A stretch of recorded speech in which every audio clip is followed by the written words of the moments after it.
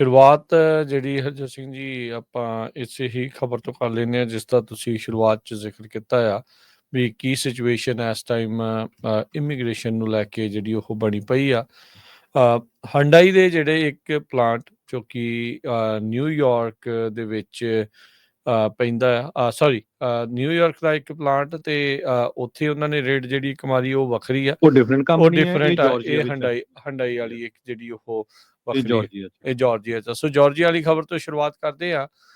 US ਦੀ ਜਿਹੜੀ immigration authorities ਆ ice ਵਾਲੇ ਦੁਆਰਾ ਹੰਡਾਈ ਦੇ ਪਲਾਂਟ ਜਿਹੜਾ ਜਾਰਜੀਆ ਦੇ ਵਿੱਚ ਆ ਉੱਥੇ ਅੱਜ ਜਿਹੜੀ ਉਹ ਛਾਪੇਮਾਰੀ ਕੀਤੀ ਗਈ ਤੇ ਸੈਂਕੜੇ ਹੀ ਜਿਹੜੇ ਲੋਕ ਆ ਜੋ ਉੱਥੇ ਕੰਮ ਕਰ ਰਹੇ ਸੀ ਕੰਸਟਰਕਸ਼ਨ ਦਾ, ਉਹਨਾਂ ਨੂੰ ਕਹਿੰਦੇ ਵੀ ਇਸ ਆਪਰੇਸ਼ਨ ਦੇ ਦੌਰਾਨ ਡਿਟੇਨ ਕੀਤਾ। 475 ਲੋਕ ਜਿਹੜੇ ਆ ਜਾਰਜੀਆ ਦੇ ਹੰਡਾਈ ਦੀ ਸਾਈਟ ਤੋਂ ਜਿਹੜੇ ਆ ਉਹ ਗ੍ਰਿਫਤਾਰ ਜਿਹੜੇ ਉਹ ਕੀਤੇ ਗਏ ਆ, ਡਿਟੇਨ ਜਿਹੜੇ ਉਹਨਾਂ ਨੇ ਕਰ ਲਏ ਹੈਗੇ ਆ। ਸੋ ਕਾਫੀ ਜਿਹੜੀ ਉਥਲ ਪੁਥਲ ਆ ਇਸ ਦੇ ਵਿੱਚ ਵਾਪਰੀ ਆ। ਸੋ ਇਸ ਦੀ ਕੰਸਟਰਕਸ਼ਨ ਚੱਲ ਰਹੀ ਸੀਗੀ ਹੰਡਾਈ ਦੇ ਇਸ ਪਲਾਂਟ ਦੀ, ਜਿਸ ਦੌਰਾਨ ਇਹਨਾਂ ਨੇ ਇਹ ਜਿਹੜੀ ਗ੍ਰਿਫਤਾਰੀਆਂ ਕੀਤੀਆਂ। ਕਹਿੰਦੇ ਵੀ ਹੁਣ ਤੱਕ ਦਾ biggest single site operation homeland security ਦੇ ਇਤਿਹਾਸ ਦੇ ਵਿੱਚ ਉਹਨਾਂ ਦੀ ਇਨਵੈਸਟੀਗੇਸ਼ਨ ਦੇ ਵਿੱਚ ਜਿਹੜਾ ਉਹ ਹੋਇਆ ਆ। ਕਹਿੰਦੇ ਵੀ ਕੰਮ ਕਰਨ ਵਾਲੇ ਬਹੁਤੇ ਜਿਹੜੇ ਇੱਥੇ ਕੋਰੀਅਨ ਨੈਸ਼ਨਲ ਸੀਗੇ, ਜਿਹੜੇ ਇੱਕ ਸਪੈਸ਼ਲ ਏਜੰਟ HSI ਐਲਬਾਮਾ ਤੇ ਜਾਰਜੀਆ ਦੇ ਨੇ, ਸਟੀਵਨ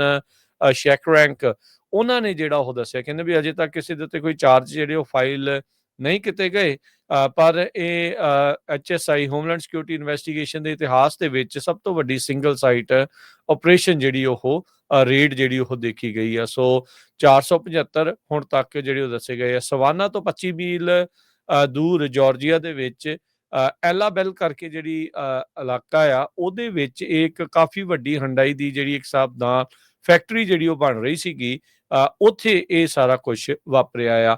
2900 ਏਕੜ ਦੇ ਵਿੱਚ ਇਹ ਮੈਟਾ ਪਲਾਂਟ ਕਹਿੰਦੇ ਵੀ 2 ਹਿੱਸਿਆਂ ਦੇ ਵਿੱਚ ਬਣਨਾ ਆ। ਹੰਡਾਈ ਦੀ ਇਲੈਕਟ੍ਰਿਕ ਮੈਨੂਫੈਕਚਰਿੰਗ ਸਾਈਟ ਤੇ EV ਬੈਟਰੀ ਪਲਾਂਟ, ਉਹ ਇੱਥੇ ਜਿਹੜਾ ਉਹ ਬਣ ਰਿਹਾ ਸੀਗਾ ਹੰਡਾਈ ਤੇ LG ਦੇ ਸਾਂਝੇ ਜਿਹੜੇ ਆ ਜੁਆਇੰਟ ਵੈਂਚਰ ਦੇ ਵਿੱਚ। ਸੋ ਇਸ ਰੇਟ ਦੇ ਨਾਲ ਜਿਹੜੀ ਕੰਸਟਰਕਸ਼ਨ ਦਾ ਕੰਮ ਸੀਗਾ EV ਬੈਟਰੀ ਪਲਾਂਟ ਦਾ, ਉਹ ਹੁਣ ਵਿੱਚੇ ਹੀ ਕਹਿੰਦੇ ਵੀ ਰੁਕ ਚੁੱਕਾ ਆ। ਜਾਰਜੀਆ ਦੇ ਗਵਰਨਰ ਨੇ ਇਸ ਫੈਸਿਲਿਟੀ ਨੂੰ ਬਾਰ-ਬਾਰ ਜਿਹੜੇ ਦੱਸਦੇ ਸੀਗੇ, ਕਹਿੰਦੇ ਵੀ ਇੱਥੋਂ ਦੀ ਇਕਨੋਮਿਕ ਡਿਵੈਲਪਮੈਂਟ ਦੇ ਲਈ, ਜਿਹੜੇ ਆ ਸੂਬੇ ਤੇ ਇਤਿਹਾਸ ਦੇ ਲਈ ਇੱਕ ਬਹੁਤ ਵੱਡਾ ਜਿਹੜਾ ਉਹ ਮਾਰਕਾ ਅਸੀਂ ਮਾਰਿਆ ਆ। ਪਰ ਹੁਣ ਆਈਸ ਦੇ ਦੁਆਰਾ ਇਹ ਵੱਡੀ ਛਾਪੇਮਾਰੀ ਕਰਨ ਤੋਂ ਬਾਅਦ 'ਚ ਇਹਦਾ ਭਵਿੱਖ ਕੀ ਬਣਨਾ ਆ, ਕੀ ਜਿਹੜਾ ਹੋਊਗਾ ਉਹ ਦੇਖਣ ਵਾਲੀ ਗੱਲ ਆ।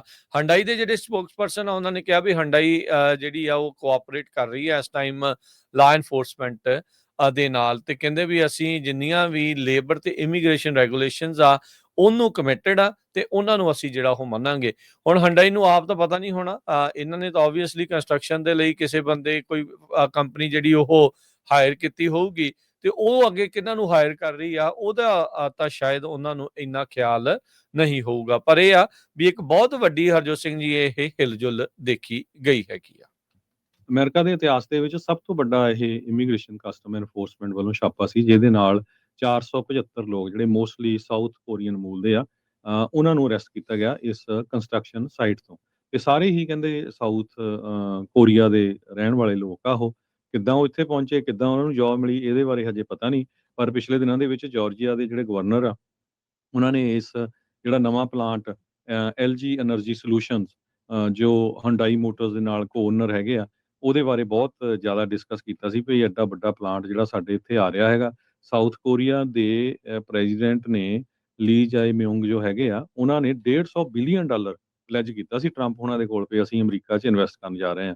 ਸੋ ਹੁਣ ਗਵਰਨਰ ਜਿਹੜੇ ਬ੍ਰਾਇਨ ਕੈਂਪ ਆ ਜਾਰਜੀਆ ਦੇ, ਉਹਨਾਂ ਨੇ $7.6 ਬਿਲੀਅਨ ਹੰਡਾਈ EV ਫੈਕਟਰੀ ਨੂੰ ਜਿਹੜੇ ਇੱਕ ਤਰ੍ਹਾਂ ਨਾਲ ਪੈਸੇ ਵੀ ਉਧਰੋਂ ਦਿੱਤੇ ਸੀ ਤਾਂ ਕਿ ਜਿਹੜਾ ਇਸ ਨੂੰ ਪ੍ਰਮੋਟ ਕੀਤਾ ਜਾਵੇ। ਬਹੁਤ ਵੱਡਾ ਪਲਾਂਟ ਹੋਣਾ ਸੀ ਇਲੈਕਟ੍ਰਿਕ ਜਿਹੜੀ ਬੈਟਰੀ ਦਾ, EV ਬੈਟਰੀ ਦਾ।